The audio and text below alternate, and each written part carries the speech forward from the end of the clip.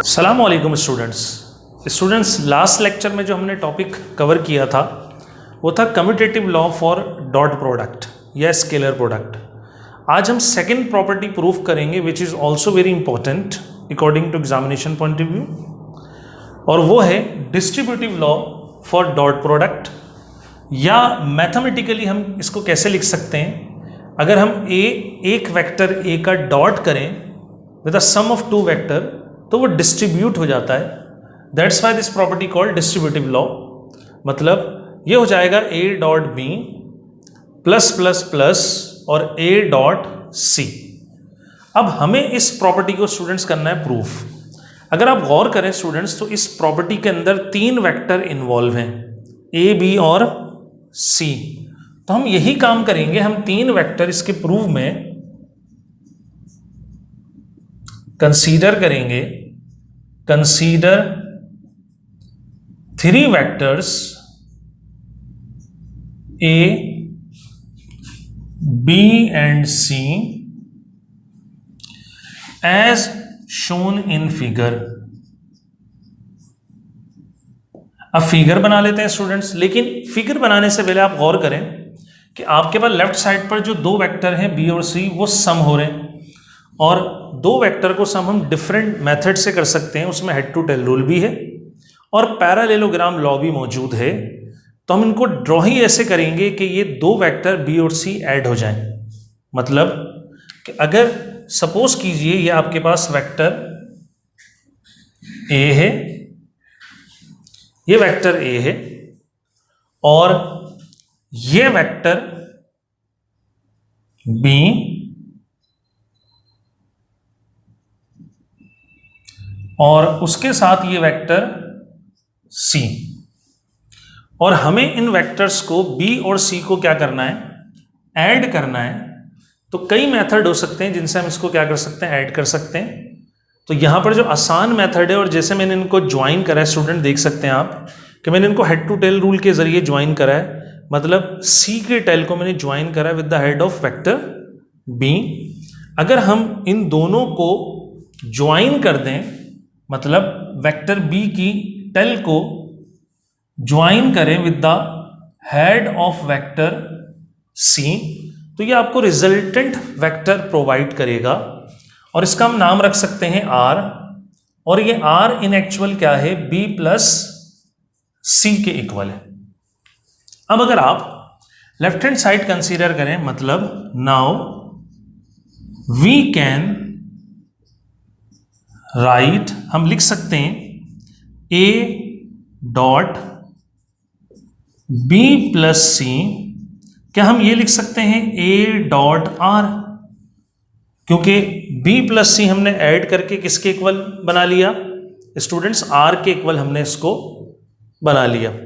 तो मैंने ए अपनी जगह पर छोड़ा, डॉट की जगह पे डॉट लिख दिया, और ये पूरी ब्रैकेट जो बी प्लस सी है अब ये ज्वाइन होकर एक वेक्टर दे रही है रिजल्ट एज आर। अगर मैं आपसे in the sense of projection इसका फॉर्मूला लिखना चाहूं, लेफ्ट साइड को आप लेफ्ट करें ऐसे ही, ये एंड तक ऐसे ही रहेगी।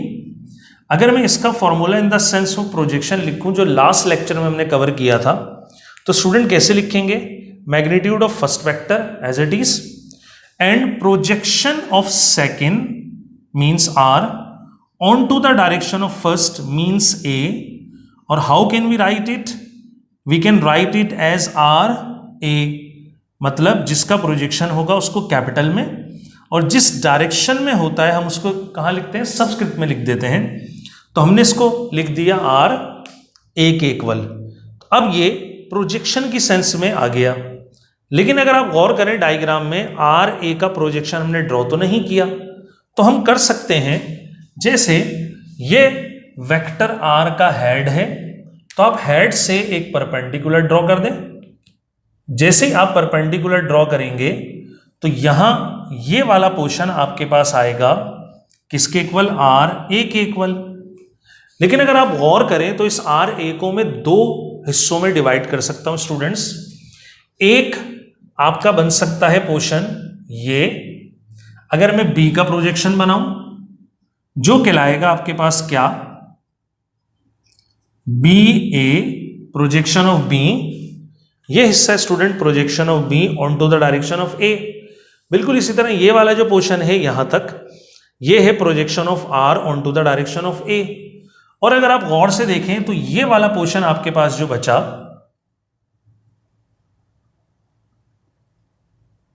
कौन सा वाला स्टूडेंट्स, ये बाकी, तो ये वेक्टर सी का प्रोजेक्शन आ रहा है किसके ऊपर, ए पर, तो मैं इसको लिख सकता हूं सी ए के इक्वल। तो यहां पर फिर फ्रॉम फिगर अगर बात की जाए तो आर ए इक्वल है बी ए प्लस सी ए के। तो हम यहां पर रिप्लेस करते हैं ए as it is, R A की जगह आ जाएगा बी ए प्लस सी ए। मतलब अगर ये हमें पोर्शन चाहिए तो इन दोनों को ऐड करके आ सकता है बी ए प्लस सी ए, तो आर ए के इक्वल है जो डायग्राम में दिख रहा है। और अगर मैं यहां पर आसानी के लिए ये काम करूं, बी ए और सी ए की वैल्यू लिखूं जो हमने कम्यूटेटिव लॉ में, ठीक है, फाइन भी की थी, तो यहां हम डायरेक्ट लिख सकते हैं बी ए इक्वल होता है magnitude of B and cosine of theta. इसी तरह सी ए इक्वल होता है magnitude of C and cosine of theta. तो अगर इनकी वैल्यूज यहां पर पुट कर दी जाए तो फिर आपके पास जो रिजल्ट बनता है वो बनता है ए, बी ए की जगह स्टूडेंट आता है बी कॉस थीटा, प्लस सी ए की जगह आता है स्टूडेंट सी कॉस थीटा।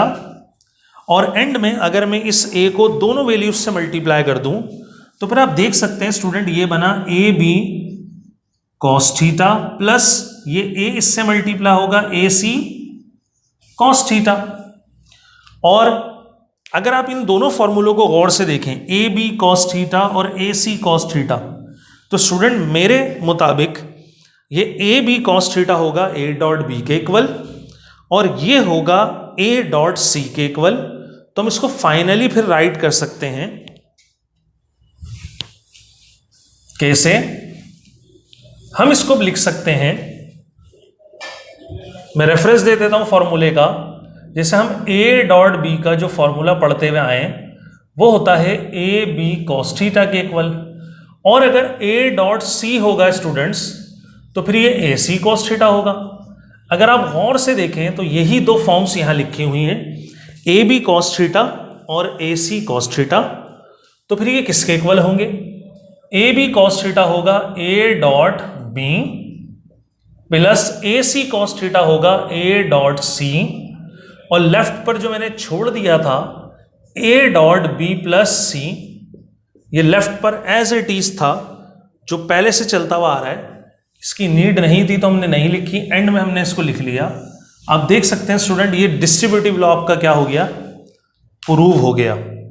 तो बहुत आसान सी एक टेक्निक है इसको प्रूव करने की जो हमने देखी आज के लेक्चर में। तो स्टूडेंट नेक्स्ट लेक्चर में नेक्स्ट टॉपिक या न्यूमेरिकल्स के साथ हम हाजिर होंगे। तो आज का लेक्चर यहीं पर हम ख़त्म करते हैं।